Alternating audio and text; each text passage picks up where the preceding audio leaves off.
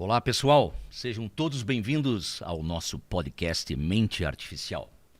Você sabe que aqui é o seu espaço de conversa para tecnologia, inovação, futuro da inteligência artificial. Ok. Nosso convidado hoje é a Ariana Regina Ferreira. Eu já vou ler o CV dela, tá? Vamos falar sobre UX e UI.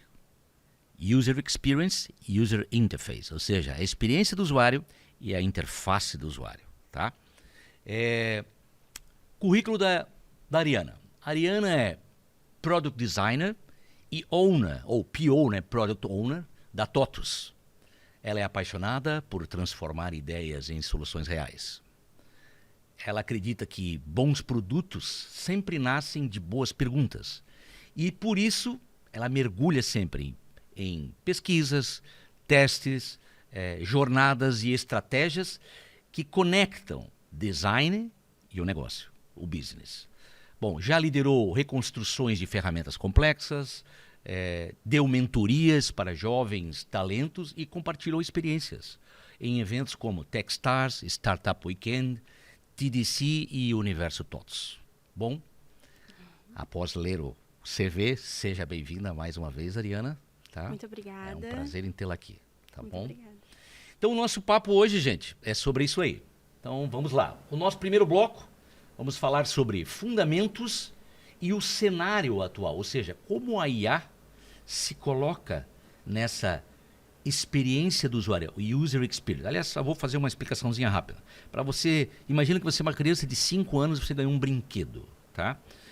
O brinquedo, a aparência do brinquedo, as cores, os botões, se ele tiver, a forma dele, isso seria a interface do usuário, tá?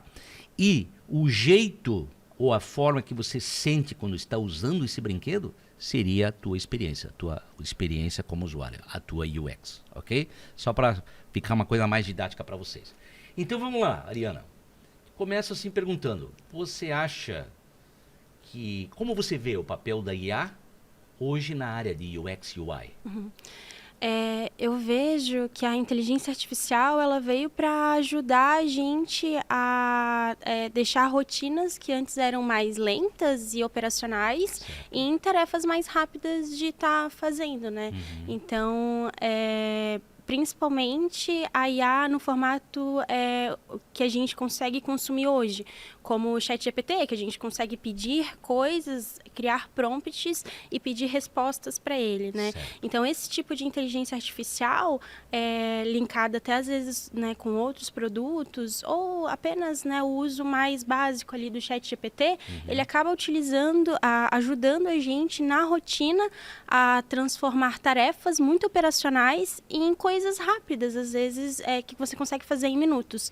Por exemplo, como PO, né, Product Owner no time que eu trabalho, eu preciso descrever as tarefas, né, de desenvolvimento com base nos objetivos de negócio, nas métricas, nos principais resultados. E eu preciso traduzir todo esse tipo de informação em épicos e atividades dentro do sistema, né, que a gente utiliza de gerenciamento de tarefas. Né? A gente utiliza o Jira, então no Jira tem a parte de épicos e issues, por exemplo.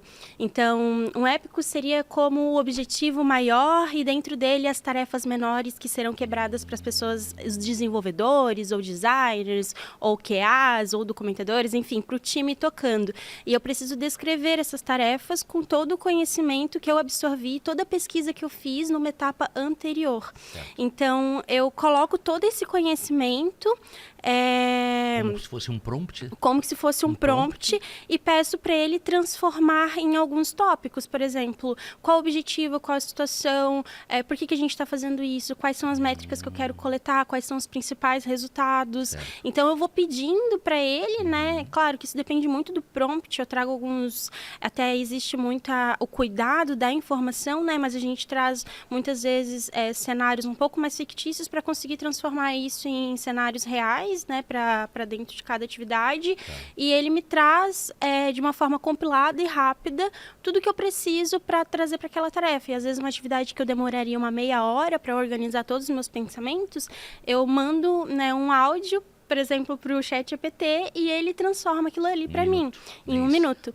E aí o que eu gosto muito de fazer é que às vezes eu não pego a primeira resposta, né? Eu avalio, eu leio se aquilo está fazendo sentido, se faz sentido para o tipo de negócio da empresa ou para o objetivo que eu quero atingir. Então, eu acredito muito nesse senso crítico ainda que a gente precisa ter em cima do que a IA está trazendo para a gente. Claro, e toda a questão de segurança e cuidado com os dados. O ser humano tem que... a gente é o filtro, né? Sim. Vem aquilo, mas... tem que tentar fazer a auditoria do que vem. Exatamente. Eu acho que isso é muito importante. Eu acredito muito, assim, também que a gente, apesar de a inteligência artificial, talvez não como a gente conhece hoje, mas, por exemplo, o machine learning, que faz parte de inteligência artificial, já é uma coisa mais antiga. A forma como a gente conhece hoje, que a gente poder dar comandos, né, é relativamente novo, assim. Mas eu vejo que muita gente acaba só lendo o que está lá e não tem muito senso crítico sobre isso. A minha experiência, né? E eu acredito que isso acontece porque a gente também não é incentivado a ter senso crítico sobre as coisas, né? Então, a IA trouxe aquelas informações e a gente manda para várias pessoas. Entendi. Mas também cabe o cuidado de entender que a inteligência artificial... eu tenho muita experiência mais com o ChatGPT, né? Que eu utilizo mais no meu dia, é o que eu utilizo mais no meu dia a dia. Eu já utilizei outras ferramentas que utilizam a IA para, por exemplo, gerar imagem ou até sons, né? Que tem o... esqueci o nome, mas tem um que cria música. Então, já brinquei alguma coisa assim com o criador de imagem também. E até as ferramentas que eu utilizo no meu dia a dia, né? Tipo, o pacote Adobe também tem parte de IA. Agora, né? Tem o Photoshop, já tem algum tempo, ele tem o... não lembro o nome da ferramenta, mas dentro da ferramenta o Photoshop, ele tem uma parte para você gerar o prompt. Então, eu consigo selecionar, por exemplo, uma foto que tem esse copo. Eu consigo selecionar esse copo e dizer, coloca um vaso de flor para mim. Entendi. Ele faz isso. Ele ainda não faz de uma maneira extremamente perfeita, ainda tem ajustes. Por exemplo, às vezes eu preciso regerar o prompt, reescrever de uma maneira melhor, até encontrar e encaixar a forma que mais se adequa para o meu objetivo. Então, aí que está o senso crítico, né? O vaso de flor inicial que ele gerou não faz muito sentido para mim. As flores talvez não encaixam com a temática, com as cores que eu quero trazer para esse design, para essa peça, enfim. Então, eu preciso do senso crítico para reformular aquilo ali. E eu vejo um pouco, assim, que na geração de informações, as pessoas só estão fazendo copia e cola. E isso está transformando os conteúdos muito genéricos, né? Muito do mesmo. E a inteligência artificial, ela acaba também trazendo conteúdos para validar já informações que o próprio usuário quer, né? Então, acho que isso que tem que tomar um pouco de cuidado, porque às vezes ela te traz informações que acabam enviesando o teu pensamento, porque traz o que você quer escutar e não realmente a realidade. Aí vem, pegando o gancho dessa tua resposta, então existe, por exemplo, algum cuidado especial no uso dos dados que são gerados pela IA para entender esse comportamento dos usuários? Claro, né? Por exemplo, comportamento utilizado muito para prever comportamentos, né? E a questão de dados, eu acho que cada vez a gente tem que ter mais cuidado com o que LGPD, a gente coloca essas lá. coisas todas, né? Com certeza. A empresa que eu trabalho, né? Então, a gente tem políticas referentes à inteligência artificial.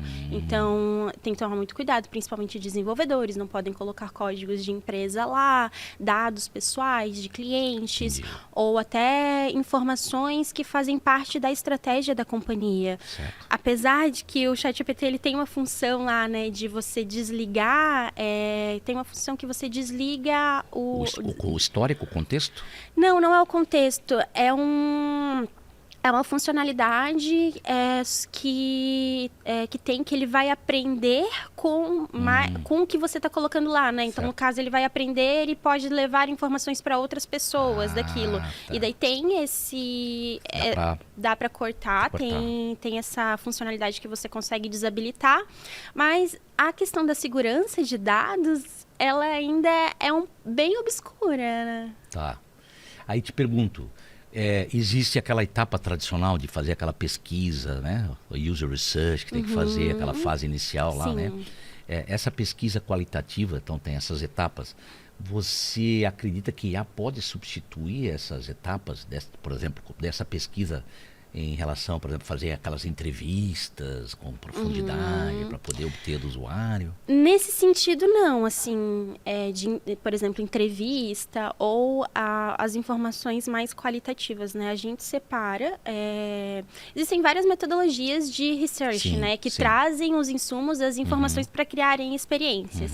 Então, eu acredito muito que a inteligência artificial pode ajudar a categorizar informações, a priorizar, porque, por exemplo, existem muitas metodologias, muitas ferramentas, e a inteligência artificial às vezes me ajuda eu declaro um problema e eu digo que tipo de ferramenta baseada, às vezes, no design thinking, no lean inception, ou às vezes baseada em livros como o que é design de serviço, ou livros até de pessoas mais experientes, nomes fortes, né, como Jacob Nielsen, Engenharia da Usabilidade. Tem, né, Jacob Nielsen, tem o portal lá Nielsen Norman Group, que são os dois cofundadores ali, né, que trouxeram esse termo de experiência do usuário. E tem essa comunidade deles que fornece informações e vídeos e conteúdos educacionais o tempo todo. Então, eu posso utilizar como referência toda essa base de livros, conhecimento, pessoas,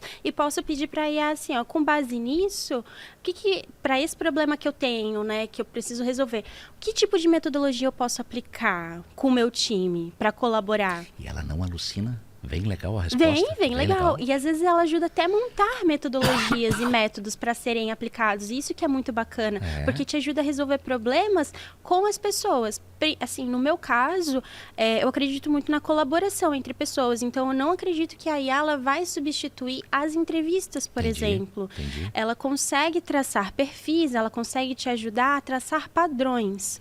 E talvez não, acho que é certo isso, que eu posso utilizar a inteligência artificial para trazer todas as informações que eu coletei em meio de entrevista e pedir para ela categorizar para mim, unir, definir oportunidades, principais problemas. Então, eu posso utilizar realmente como uma ferramenta, ainda não como um substituto. Porque essa interação pessoal, ela ainda precisa acontecer para que a gente consiga construir experiências reais. É muito... eu tenho um meme na internet que rola muito quando a gente fala de... Até o exemplo que você deu, né? UX, UI. Sabe aqueles brinquedinhos que colocam em cima do berço, que são os bonequinhos para a criança ver? Às vezes tem elefantinho, girafinha. Isso. E eu não sei o nome correto disso, né? Mas ele fica girando ali e para quem está de fora do berço, consegue ver muito bem os animaizinhos, a forma deles. Mas o neném que está deitado vê apenas a parte de baixo, né, dos brinquedos. E isso é muito sobre a experiência. Porque a experiência é saber quem vai utilizar o teu produto ou serviço, como que eles se sentem, como que eles resolvem o problema deles hoje sem o teu serviço, como que seria a vida deles sem aquilo. E tudo isso é muito sobre emoções, né? Sobre as emoções do ser humano. Então, acredito que a inteligência artificial ainda não vai conseguir trazer... Ainda não. Mas eu imagino que como a gente está muito no início, eu acho que em algum momento a inteligência artificial vai fazer muito mais parte. Vai se aprimorar cada vez mais. Vai se aprimorar. Claro. E E eu gostaria, assim, que a gente conseguisse, como humanidade, né, construir algo que não tire nosso senso crítico, nosso senso criativo, mas apenas ajude a gente a ter mais tempo, né? Ter mais tempo para pensar em estratégias, ter mais tempo para conseguir atingir os objetivos, para não precisar fazer tarefas operacionais, que, né, para realmente, para que a gente coloque nossa criatividade na mesa, nosso senso crítico, nosso senso estratégico. Aí, utilizar a IA como uma ferramenta para isso, para que a gente também, consequentemente, passe mais tempo com as pessoas que a gente gosta. Claro, claro. Aí eu te pergunto, a fase de criação, né, a prototipagem, que é uma das fases, né, que a gente tem nessa época do user interface, você acha que a IA pode ajudar na aceleração desses protótipos? Sim. Até do wireframes, quando o cara vai fazer um site, usa aquela... E já tem, né, ferramentas de inteligência artificial que criam sites, eu estou fazendo propaganda para várias ferramentas, né, mas acompanhando um pouco o mercado, o Canvas, por exemplo, o Canvas sempre... Canvas, tá demais, né? O Canvas, eles estão lançando muitas funcionalidades focadas em inteligência artificial, criação de site. Eu até estava brincando com os meus amigos da faculdade que a gente tem um grupo que se chama Loguinho, de brincadeira, de zoeira. E até hoje eu mandei para eles hoje, né? Que eles utilizavam de ferramenta de inteligência artificial? Se eles tinham medo de serem substituídos, algo nesse sentido. E até o pessoal indicou mais ferramentas lá e a gente acabou falando sobre o Canva, que é uma ferramenta que tem se tornado cada vez mais poderosa. Por exemplo, no Photoshop, ele tem a parte de IA, mas o Canva, ele tá recortando fotos, tirando fundo de fotos de uma maneira muito mais rápida que no Photoshop. Eu acabei... Mas no Photoshop você falou aquela hora para tirar aqui, eu pego esse copo e eu faço assim. Sim. Faz um crop dessa imagem. Eu posso falar isso e ele faz o crop? Não. Ele substitui imagens.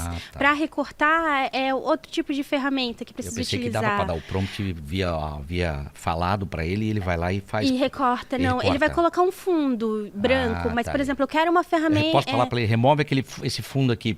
Ele vai colocar um fundo branco, provavelmente, assim. Mas para realmente recortar, claro, o Photoshop é uma ferramenta muito poderosa, dá para fazer várias coisas dentro dele, sabendo utilizar, mas eu tô falando de agilidade. Eu joguei uma imagem no Canva e pedi para ele recortar, tirar o fundo, ele fez isso e muito bem, muito melhor se eu utilizasse uma ferramenta automática do Photoshop.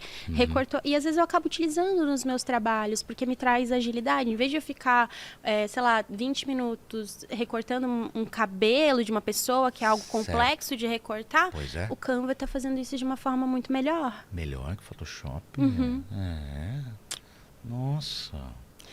E hoje até, né, ele tá já gerando site, então tem já outras ferramentas que, como o Loveable... Mas essa é a versão paga, né? Ou é a versão gratuita? É a versão paga, a versão paga. Loveable também, você coloca o prompt. E o Figma? Então, o Figma é interessante, né? O Figma, faz um tempo atrás, ele lançou uma funcionalidade para a criação de protótipos a partir de prompts, mas houve uma polêmica em volta disso, porque a pessoa começou a testar, os protótipos ficaram muito parecidos com as interfaces da Apple. Foi. E aí, se não me engano, eles daí tiraram a ferramenta, né? Tiraram a funcionalidade para testar mais, para entender mais como funciona e o que ela vai entregar para as pessoas. E eu acredito que nas próximas releases aí, eles já devem estar trazendo novamente a parte de IA. Ok. Vamos encerrar esse bloco. Voltaremos a seguir no próximo bloco. Até mais.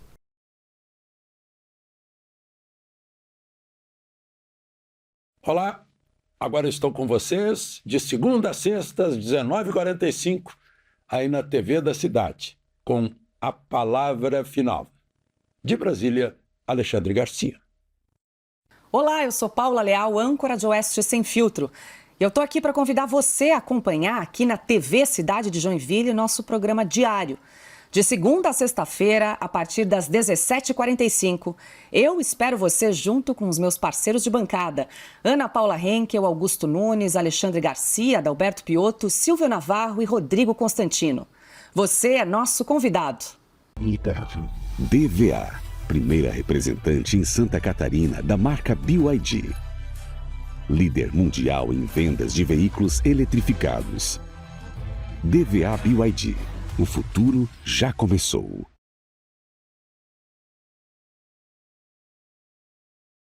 Olá, pessoal. Estamos de volta. Vamos para o próximo bloco. Neste bloco, vamos falar sobre a transformação de processos, a nova gestão de produto com a IA. Então, começo já te perguntando assim, como é que você acha que a IA influencia a tomada de decisão estratégica nessa parte de gestão dos produtos? É bacana, né? Então, eu acho que quanto mais você consegue inserir o pensamento da IA nos produtos, Certo. você consegue tomar melhores decisões estratégicas. Por exemplo, eu estava vendo o case de um produto onde eles utilizavam a inteligência artificial para entender os padrões de uso da ferramenta ali pelo usuário. Se não me engano, era uma ferramenta de banco ou investimento. E a partir da forma que a pessoa utilizava a ferramenta, ele indicava, personalizava as funcionalidades. Por exemplo, tipos de investimento. Qual que é o tipo de investimento para aquela pessoa que usa a ferramenta de uma maneira X? Qual o tipo de investimento para uma pessoa que usa a ferramenta da maneira Y? Então, você consegue criar experiências mais personalizadas. E quando você cria experiências personalizadas e você consegue medir, visualizar como as pessoas estão utilizando e gerar métricas, dados daquilo, você consegue traduzir isso em oportunidades.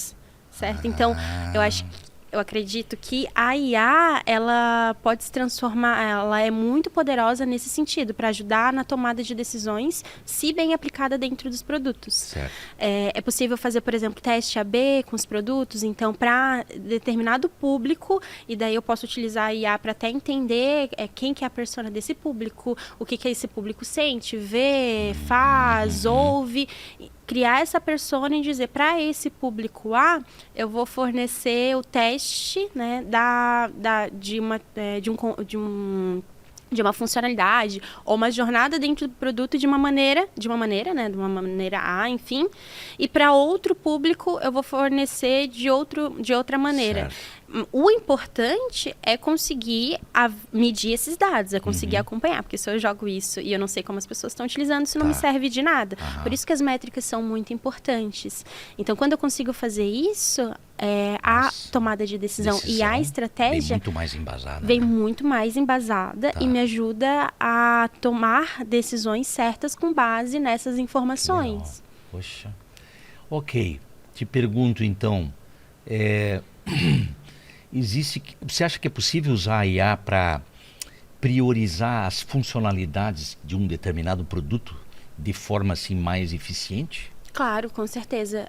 Você diz assim, num roadmap de produto, por exemplo? Isso. Com certeza. Se eu tiver toda essa base de dados, por exemplo, eu tenho uma fonte de dados que poderia ser a central colaborativa do produto. Central colaborativa é um lugar onde os clientes colocam suas dores ou sugestões de melhorias para o produto. Do dia a dia, tocar os outros. Isso. Então, eu posso pedir para a IA, por exemplo, ler toda essa base de dados e categorizar quais são os assuntos, né, um ranking dos assuntos mais falados e pedir para cruzar também esse tipo de dados com o que está mais quente no mercado. E também eu posso trazer ainda um terceiro fator, que é o posicionamento estratégico da companhia. Por exemplo, a companhia ela está muito focada esse ano no mercado de inteligência artificial. Certo. Então, esse é o objetivo, se transformar, né, uma companhia inteligente que tenha ferramentas de inteligência artificial. E daí eu uno esses três, que é o negócio, a necessidade das pessoas, né, e as estratégias, na verdade, estratégias da empresa, né, da companhia, as necessidades das pessoas e o mercado. Eu uno essas três informações e eu alimento Faz uma validação cruzada. Faz uma validação cruzada. Certo. Eu alimento a inteligência artificial com essas informações e peço para priorizar. Eu posso até colocar mais informações, eu posso colocar mais objetivos, mais dores, mas ela pode funcionar muito bem para isso. Então, eu posso dar mais critérios ali, né? Categorize em funcionalidades que atingiriam mais fácil o meu objetivo de negócio, o objetivo da companhia. Categorize em funcionalidades que estão sendo mais pedidas. Às vezes, Aí cabe muita gente conseguir medir, né? Até porque a minha jornada de carreira é dentro do design, né? E eu acabei indo para a parte estratégica da companhia por conta das oportunidades que me vieram ali.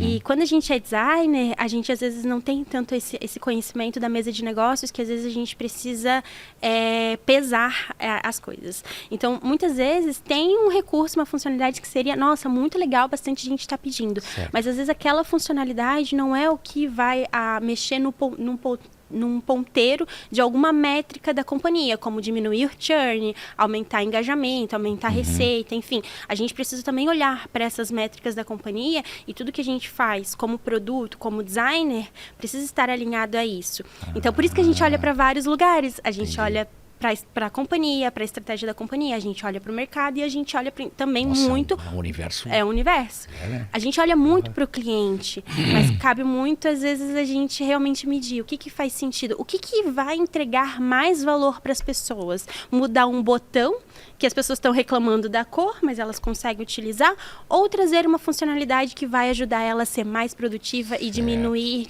horas de trabalho, sabe? Entendi. Você pareceu agora Don Norman falando sobre... Ah, nossa, que chique, adorei. É outra obra também, fantástica. Sim. Né?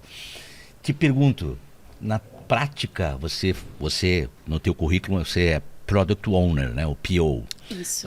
Na tua prática, atuando como o PO, você já usou a IA para criar ou validar hipóteses do mercado? Mas antes de você me responder, explica para o pessoal o que seria esse PO, Product Owner. Explica isso. Legal. Por favor. O Product Owner, em termos gerais, ele se coloca como um gerente de produto. Ele é uma peça dentro de um time de produto. Tá. Então, um time de produto que tem os desenvolvedores, tem a liderança, tem o PO. O PO, ele trabalha muito com Agile, que o Agile é a pessoa que ajuda o time a fazerem suas entregas, a fazer o acompanhamento das atividades. Tá. E junto ali, o PO, ele olha para o mercado, então ele olha para as tendências, ele avalia, ele entende o que faz sentido para as estratégias da companhia. Certo. E daí ele traz essas novidades de mercado linkado com as estratégias de companhia e transforma isso em soluções. Entendi. Além de olhar para o mercado, quando eu falo olhar para o mercado, é olhar tanto para as pessoas, para os clientes, quanto realmente para as tendências. Entendi. Então, o PO, ele está muito conectado com os clientes. Então, a tarefa dele é realmente estar sempre conversando com os clientes, mas de uma maneira não para vender o produto, mas para entender quais são as necessidades dos clientes dentro daquele produto. O que está ruim, o que está legal, o que te ajuda mais durante o teu dia, dependendo do produto. Geralmente, todo tipo de produto é para que a gente tenha alavanque algum tipo de produtividade, né? Que a gente seja mais produtivo e faça as coisas de uma maneira mais rápida. Então, a gente tenta entender principalmente as dores das pessoas, que é a partir dos problemas que a gente começa a criar oportunidades de gerar soluções. E o meu papel como PO é conseguir transmitir esse tanto de informações para o meu time, para manter um time focado, engajado em atingir esses objetivos. Pô, e você já... Então, agora vem a pergunta. Agora que você explicou para o pessoal o que é isso, você usou IA ou usa IA para validar hipóteses de mercado como PO? Validar hipóteses é muito difícil porque vai depender muito da forma que as pessoas vão utilizar o produto. Para validar, realmente, a gente tem que conversar com as pessoas. Então, o que a gente precisa, geralmente a gente faz para validar uma ideia? A gente faz entrevista, faz teste de usabilidade e, de fato, a construção do produto e testar isso no mercado. Porque como que eu vou validar com uma inteligência artificial, mesmo trazendo, né, meu público, criando um prompt com todas as necessidades daquele público, ainda existem nuances que para o próprio UX Research, para o próprio PO, é difícil de enxergar no dia a dia do usuário. Existem diversos tipos de pesquisa ou testes de usabilidade que a gente pode fazer, né? Hoje em dia, a gente faz um teste geralmente monitorado, que eu não preciso desenvolver ainda a ferramenta, mas eu posso criar um protótipo. Sim. No Figma, por exemplo, o Figma também é uma ferramenta muito fantástico pra isso, sim. fantástica, uma ferramenta muito poderosa. Eu consigo criar todas as interações ali e levar para o cliente e pedir para ele testar. Testa para mim essas funcionalidades. E a gente começa a observar como ele está testando. Então, a gente não diz para ele, a gente passa, né, o objetivo, cria uma tarefa. Certo. Mas eu não digo, vai naquele botão, clica no botão, cria a tarefa, coloca tal nome e tal. Não. A ideia é jogar ele ali e fazer ele tentar explorar a ferramenta sozinho. Porque eu preciso observar quais são os desafios dele ali. E se ele tem alguma dificuldade, eu preciso entender a dificuldade. Então, se eu ensinar ele, eu não vou conseguir pegar isso, né? E eu preciso realmente pegar a dificuldade para conseguir melhorar. E tá tudo bem. Tá tudo bem a gente errar, né? Tá tudo bem a gente, às vezes, criar uma interface que não faz sentido para o usuário. Tá tudo bem. O que a gente precisa ter em mente é que a gente precisa ter agilidade de mudança. Então, a gente tem que ter o pensamento de mudança para mudar a rota e testar novamente e realmente desenvolver algo que faz sentido para as pessoas. Entendi. Então, a etapa menos custosa é testar um protótipo de alta fidelidade ou baixa fidelidade com os clientes reais. No Figma ou na interface, ou no programa que você cria interfaces, né? Você até começa com o protótipo de baixo, depois vai para o de médio e vai para o de alta, ou você já Não, geralmente, assim, o meu processo criativo, o meu processo criativo depois da definição, eu vou direto para um protótipo mais de alta fidelidade, assim, para... não é regra, cada um faz da maneira que... Sim, mas eu consigo até visualizar, porque eu sou uma pessoa muito visual, então eu consigo visualizar melhor como as coisas vão acontecer se eu já começo a construir da maneira certinha, como deveria ser. Claro, às vezes se desapegando um pouco de cor, de imagem, mas a mensagem aqui é realmente conseguir construir a jornada de uma maneira que a pessoa consiga passar pela jornada e me identificar onde está certo, né? Principalmente onde está errado. Onde está errado e o que eu preciso melhorar. Entendi. Te pergunto, como daria para integrar o trabalho dos times, né? Do design, o desenvolvimento e negócio em um fluxo assim determinado e orientado com IA? Um fluxo de IA... orientado por IA. Um fluxo orientado por IA para coordenar o trabalho dos times. O trabalho dos times. Será que dá para fazer isso? Olha, talvez com agentes... Vocês fazem isso lá? Não, ainda não. Não, de maneira geral, mas a gente utiliza ferramentas. Por exemplo, a gente tem uma automação que acho que não... Tipo um agente? Tipo um agente? Acho que não envolve muito IA, mas a automação também dá para unir IA com automação que também gera bons resultados. Mas, por exemplo, a gente tem uma automação que é para avisar o pessoal de apontar horas no Gira, por exemplo. É uma funcionalidade, mas hoje coordenar um time todo com IA pode ser interessante, mas eu não sei até que ponto isso pode afastar realmente as pessoas das pessoas. Pois tem essa discussão, é uma discussão. Assim, eu não tenho medo de, o pessoal fala, seu trabalho pode ser substituído, enfim. Eu acho que o meu medo não é sobre essa substituição, né, no mercado de trabalho, porque eu acredito fortemente que sim, principalmente a parte operacional, de criar protótipos, a gente vai ser substituído e está chegando nesse momento. Por isso que a gente tem que se fortalecer muito mais na parte estratégica, na parte humana, na parte que a IA não traz, né? Que é o pensamento crítico, é o pensamento estratégico, que é a parte realmente de falar a língua das pessoas. Mas a parte de prototipação, assim, eu acho que seria muito interessante se a gente já tivesse ferramentas mais robustas para só dizer, eu preciso... E aí a gente precisa ter... Criar um protótipo, tal. Isso. E eu acho que o gatilho também é que a gente precisa ter as informações necessárias para saber como criar a arquitetura de informações desse protótipo. Porque uma pessoa que às vezes nunca desenhou ou não conhece, por exemplo, as heurísticas de Nielsen ou as regras de usabilidade, ou não estuda sobre isso, ela vai ter um pouco mais de dificuldade de dizer, poxa, onde que eu vou posicionar esse botão? Qual é o melhor lugar para colocar esse botão? Qual que é o melhor texto? Porque a gente tem uma área também que é o UX e Writing, que é a parte da comunicação dentro das interfaces. E é uma parte muito importante, porque a comunicação gera relacionamento, gera engajamento, gera todo esse sentimento humano que as pessoas querem e que precisam para conseguir se engajar dentro de uma ferramenta ou utilizarem cada vez mais aquilo. Então, eu acho que essa parte vai ser substituída, sim, mas o que eu tenho medo, um pouco de medo, é as relações humanas. O que vai acontecer no meio disso? É uma discussão. Te pergunto agora, você poderia dar um exemplo prático de como a IA contribuiu para a melhoria contínua de um produto que você gerenciou? Ok. Eu acho que com a melhoria contínua, a IA contribui bastante na parte de desenvolvimento, ajudando as pessoas a escreverem melhor seus códigos, mesmo não colocando, existe toda a política de LGPD, não colocar o código da empresa dentro da inteligência artificial, mas ainda é possível colocar exemplos e códigos que não são propriamente da empresa para construir funções melhores. Então isso ajuda, isso pode ajudar muito na questão de velocidade de uma ferramenta, tem outras palavras, né? Mas para deixar aquela ferramenta mais ágil para o usuário, né? Menos lenta, enfim. Então, toda essa questão de código também pode ajudar. No dia a dia, eu acredito que tudo que eu falei até agora, como a gente utiliza a IA para definir padrões, para ajudar com testes, para ajudar com métricas, gerar dados. Por exemplo, eu não preciso ficar horas criando um painel, um dashboard. Eu consigo utilizar uma ferramenta específica que transforma aqueles dados. Pode até criar um protótipozinho. Pode criar, né, aquele protótipo, aquele dashboard e trazer aqueles dados de uma maneira mais fácil de ler. Então, eu acredito que ela vem apoiando muito nisso hoje em dia. Entendi.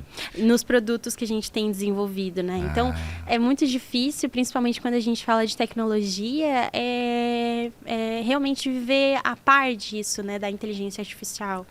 Então para encerrar esse bloco, eu te faço uma última pergunta. Olhando para o futuro, assim, que novos papéis você imagina que estão surgindo na gestão de produtos graças à IA? Legal. Um grande papel que deve estar surgindo aí está surgindo já, acho que já é uma função que é a engenharia de prompt. Engenharia... É a nova profissão, né? Sim, Agora, é a nova profissão. Surgiu. Porque o que eu vejo realmente que a gente precisa é saber que tipo de dado que a gente vai dar para a IA poder construir algo que faça sentido, que atenda os objetivos. E não adianta você só pedir, cria um aplicativo para mim de saúde, né, que atenda esse objetivo. Entendi. Você precisa dar mais detalhes, você precisa falar sobre posicionamento de marca, você precisa falar sobre valores, você precisa falar sobre personas, você precisa nutrir essa inteligência artificial de muito mais informações para ela construir. Então, eu acredito que a inteligência artificial ela vai ajudar muito e as pessoas que tiverem esse domínio das ferramentas vão ser as pessoas que mais vão se destacar no mercado. Existe essa corrida, né, da inteligência artificial, quem fornece, enfim, essa corrida da tecnologia, quem fornece a menor, a mais barata, a mais potente. E eu acho que o pessoal não tem falado muito sobre segurança também, isso que eu tenho visto, que é uma parte bem preocupante, apesar de que a internet está aí, a gente acaba colocando tudo também, né, da nossa vida na internet. Mas como que isso pode e já tem gerado, né, comportamentos na nossa vida? Por exemplo, a gente fala qualquer coisa perto do nosso celular, daqui a pouco vem um monte de propaganda. Então, isso tudo é um machine learning ali trabalhando com base nas nossas necessidades. E cada vez isso pode ser mais forte. Então, cada vez a gente vai estar mais induzido. Então gente, obrigado pela resposta. Terminamos o bloco agora, voltaremos a seguir. Até mais.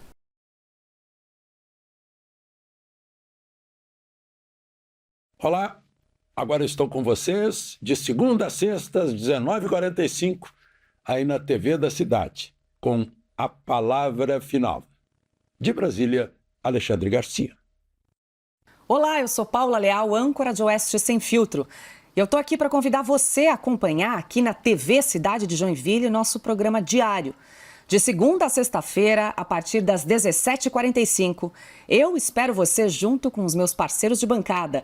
Ana Paula Henkel, Augusto Nunes, Alexandre Garcia, Adalberto Piotto, Silvio Navarro e Rodrigo Constantino. Você é nosso convidado. DVA, primeira representante em Santa Catarina da marca BYD. Líder mundial em vendas de veículos eletrificados. DVA BYD, o futuro já começou.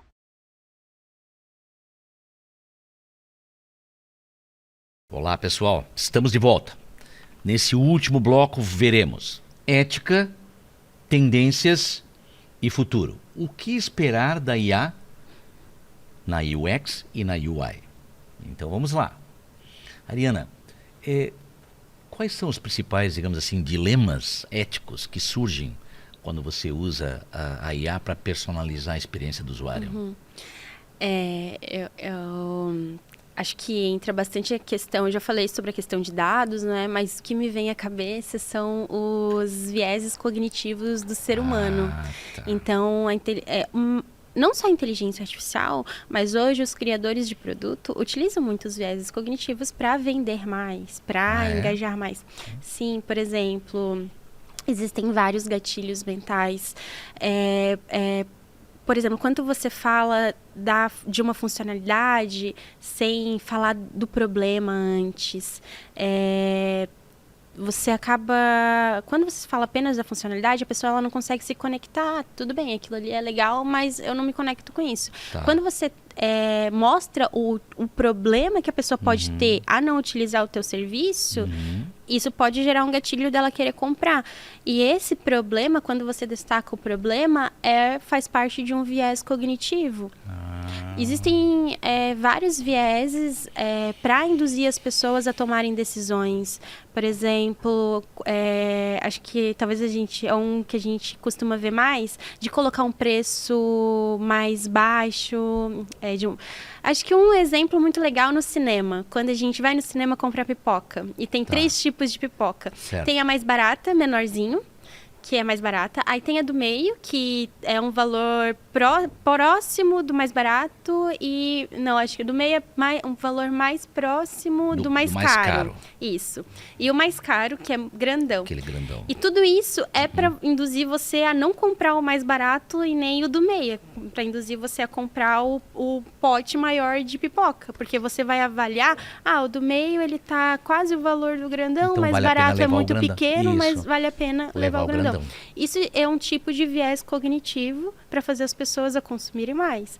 Então, toda essa parte ética, com a IA, isso pode se tornar cada vez mais poderoso, o que vem se tornando, como a gente falou ali, né? Sobre você falar sobre um determinado assunto perto do teu telefone e você ser munido ali de produtos para atender essa necessidade. Isso pode se tornar cada vez mais forte e entrar no nosso contexto de vida de uma forma que a gente nem vai perceber, que nem vai parecer propaganda. Eu acho que essa é a parte que entra nas questões do dilemas éticas. éticas. Tá. E aí eu te pergunto, você acha que o design que foi gerado por uma IA, ela vai poder pode perder a sensibilidade cultural e emocional dos usuários em si? Olha, eu acho que depende muito de como ela está sendo treinada. E eles estão até construindo robôs, né, com emoções. E se você for conversar, tem gente fazendo terapia com o ChatGPT. Porque ele consegue, às vezes, entender e traduzir as tuas emoções e te dar respostas que você quer, né, naquele sentido. E não alucina? Será? Dá pra fazer isso? Porra, que legal. Pode ser que sim, acho que, mas acontece. Então, acho que a inteligência artificial, ela pode ajudar a traduzir algumas dessas emoções e eu acho que depende muito da forma que ela vai ser tratada daqui para frente. Acho que cada vez mais.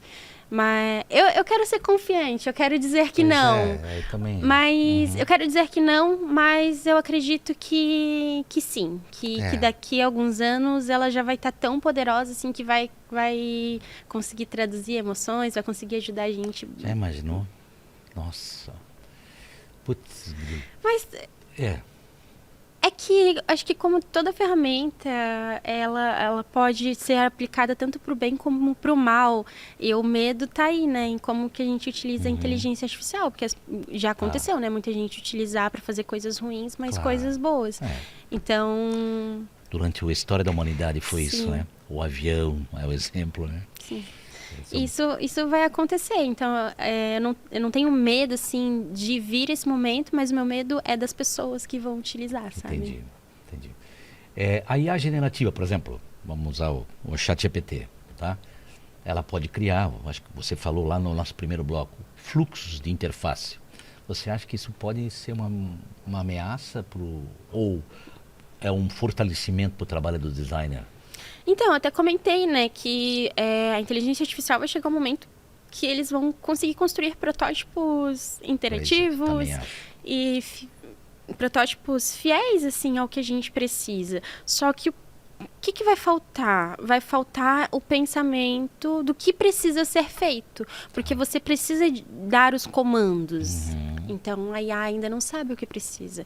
Ela não conhece teu público, ela não conhece as pessoas que vão utilizar, ela não conhece as necessidades. E tudo isso precisa ser imputado. Por exemplo, eu quero criar uma interface, eu preciso conhecer todas as regras de usabilidade, conhecer sobre as heurísticas, ter toda essa fonte, esse embasamento. Ou seja, o contexto, você tem que contextualizar, né? Dar o contexto para ela, né? Contextualizar. Tá. Aí ela vai te trazer informações, e daí você realmente tem que avaliar aquelas informações. Hoje é assim, né? Você ainda precisa ter muito senso crítico, avaliar se faz sentido, se atinge, se não atinge, validar com o mercado, validar com outras pessoas, discutir, debater. Hoje isso acontece muito ainda, então eu acredito que o que vai sair do mercado são os trabalhos operacionais, abrindo portas para o trabalho mais estratégico, para o trabalho que a gente vai ter que realmente parar, pensar, analisar. E é um trabalho que exige de mais conhecimento, mais inteligência para conseguir fazer. Tá. Te pergunto, que tipo de habilidades, eu acho que habilidades eu poderia dizer que é as soft skills, né? Que você acredita que os designers vão precisar desenvolver para trabalhar com IA nos próximos anos? Para trabalhar com IA? Pois é. Você falou, acho que a primeira lá foi... Qual foi a palavra que você usou? Não é o senso crítico. O senso crítico, né? Acho que o senso crítico... Sim.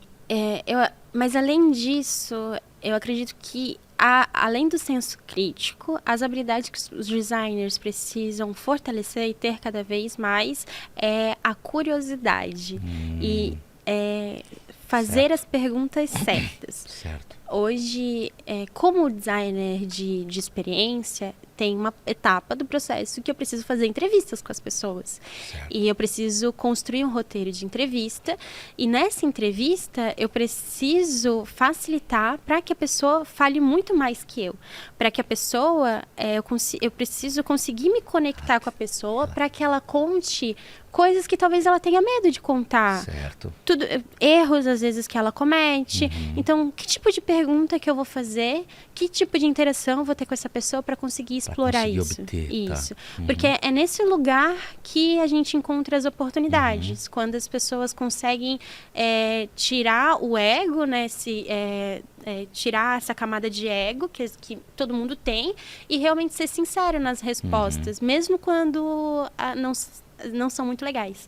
Porque as pessoas tendem a falar coisas que vão agradar os outros. É um pouco mais difícil, né? Você encontrar pessoas que querem bater de frente ou falar alguma coisa que vai ser ruim ou crítica. Exato. Só que como pesquisadora... A gente tem muito filtro, né? A gente tem muito filtro. A gente tem muito filtro. Mas como pesquisadora, eu preciso estimular que as pessoas falem sem esse filtro. Porque senão vai ser muito difícil de eu conseguir fazer meu trabalho. E eu vejo e daí isso pra mim é curiosidade. Isso pra mim é realmente ter curiosidade no que tá falando, em como, porque existem técnicas, né? Como os 5 porquês, como acho que é 2W, 3H, ou 3H e 2W, não lembro, mas são algumas metodologias que te ajudam a explorar e fazer perguntas e agir de uma maneira mais criativa. Então, acredito que uma das habilidades seria essa parte da curiosidade para você conseguir se munir de informações para levar essas informações para a inteligência artificial e ela poder trabalhar em cima disso.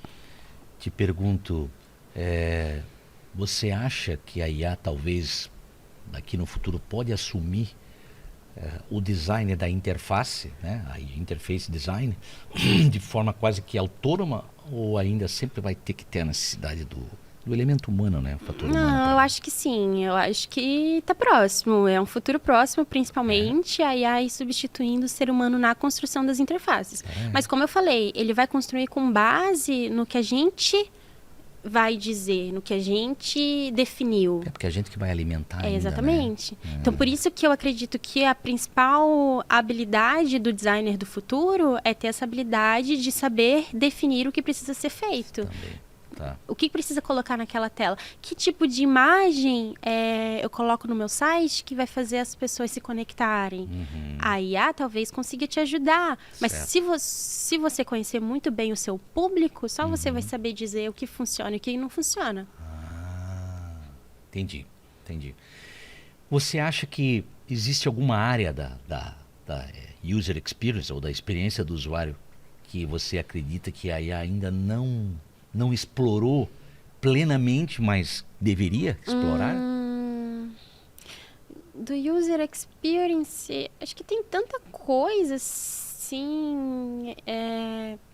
A criação de protótipos ainda ela não está 100%, falta algumas coisas. Geração de imagem também, agora que está melhorando. E eu acho que talvez se fosse para melhorar alguma coisa, seria toda na parte de pesquisa mesmo, algumas ferramentas a mais. Entendi. E eu acredito que eles têm, assim, trabalhado com muita força com inteligência artificial para melhorar os dados, principalmente a questão de métricas. Então, já tem vários dashboards que trazem, por exemplo, a gente utiliza Hotjar, Clarity, que são para metrificar comportamentos dentro de um produto, né? E a inteligência artificial, ela já está conseguindo categorizar esses dados e passar para o gerenciador ali que está gerenciando o produto, as métricas como pontos de dores, oportunidades, tudo isso baseado nas métricas de negócio, como tempo de uso de uma interface, se a pessoa está utilizando pouco aquela interface, o que isso quer dizer, que tipo de ação que eu posso tomar aqui. Então, acredito que eles vão ajudar de uma maneira muito mais fácil a tomar essas decisões. Entendi. Sem a gente precisar ficar olhando muitas ferramentas, pesquisando muito. Então, a informação ela vai ficar cada vez mais acessível. Entendi. Quais, você pensa assim, as tendências de IA, tanto na UX como na UI, que mais te empolga atualmente? Tendências de IA? Olha, não que empolgue, mas uma coisa que eu tenho visto, assim, que o pessoal tem utilizado muito inteligência artificial para substituir times de suporte das empresas. Não é tão talvez não tão focado em IA, mas é comportamento e comunicação. Só que ainda ela não é muito boa, a inteligência artificial, e ela não atende muito bem as necessidades das pessoas. Entendi. E eles acabam travando de tomar algum outro tipo de decisão. Então, o que talvez me empolgue é a melhoria no atendimento de suporte dos produtos, se for utilizados, né, ali com a ferramenta de IA. Caso utilize IA para fazer um suporte, ele precisa ter mais formas de resolução, para que a pessoa realmente se sinta atendido por uma pessoa, como se tivesse uma pessoa do outro lado. E hoje ainda isso não acontece. Beleza. Pra gente fechar, que conselho, né, você daria para quem hoje está começando nesse mundo aí de UX e UI, o cara recém-formado? Eu vou trabalhar com UX e UI. E que conselho você daria para essa pessoa e ele quer se preparar? Mas eu preciso usar IA também. Que conselho você daria, ou quais conselhos você daria para essa pessoa? Legal. Para quem está entrando no mundo de pesquisa, o conselho que eu daria é pesquisar muito sobre pessoas, tentar entender o comportamento das pessoas. Porque nós somos o objetivo do design, somos nós, né? É atender as necessidades das pessoas. Então, acho que essa visão mais humana, assim, de você realmente perceber como a pessoa lida com as coisas, é uma habilidade que vai ajudar muito na construção de experiências, que a gente quer construir experiências. E quando a gente constrói alguma experiência, a gente constrói com base em hipóteses de uso, né? A pessoa X, Y, Z vai usar dessa forma. Então, a gente precisa conhecer as pessoas para conseguir fazer isso. E a gente acaba conhecendo através também de pesquisa, entrevista, estudo de campo. Então, para quem está começando na área de UX, na área de design, eu diria para focar muito mais na parte da pesquisa, na parte da definição do que vamos fazer, entender muito mais como fazer isso, como chegar nessa definição, antes de aprender a utilizar uma ferramenta como o Figma, por exemplo. Hoje o pessoal está muito focado em prototipar. Só que eu acredito que a prototipação vai ser substituída, né? Essa parte operacional. Então, quando a parte operacional é substituída, a gente precisa focar em o que não é operacional, o que é um pensamento crítico, o que é um pensamento que vai ajudar a tomar essas decisões. Que metodologia eu vou aplicar para esse projeto? Como que eu vou promover um ambiente de colaboração com o meu time? Entendi. Porque ninguém faz nada sozinho, principalmente nas áreas de produto, né?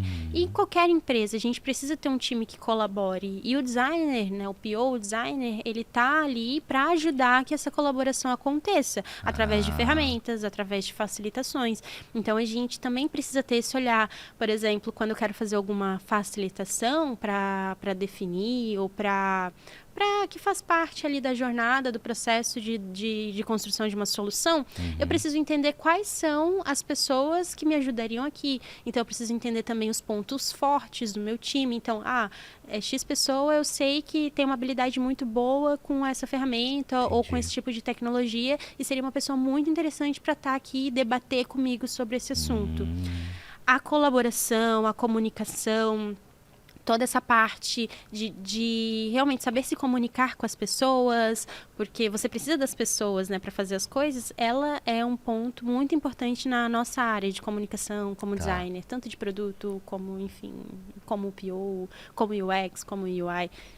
Então, isso o cara tem que estar preparado. Sim, e hoje também é uma das coisas mais difíceis, porque eu vejo, assim, minha experiência no meu time, o pessoal tem muita dificuldade, assim, em ir, perguntar, explorar, entender. E eu sinto um pouco de falta desse pensamento além, sabe? Fazer além do que é pedido.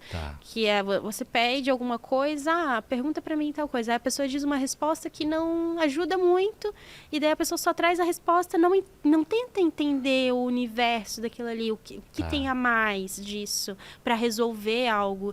Então, eu acredito que essa habilidade, ela tá um pouco em falta. O de fazer a mais do que te é pedido, sabe? Não ser uma pessoa só tarefeira. Bom, vamos encerrar. Mariana, eu acho que chegamos ao final. Sim. Tem mais um Mente Artificial. Agradeço imensamente a tua presença aqui. Acho que foi extremamente valiosa a nossa conversa. Muito rica, tá? E você, nos veremos no nosso próximo episódio. Até lá.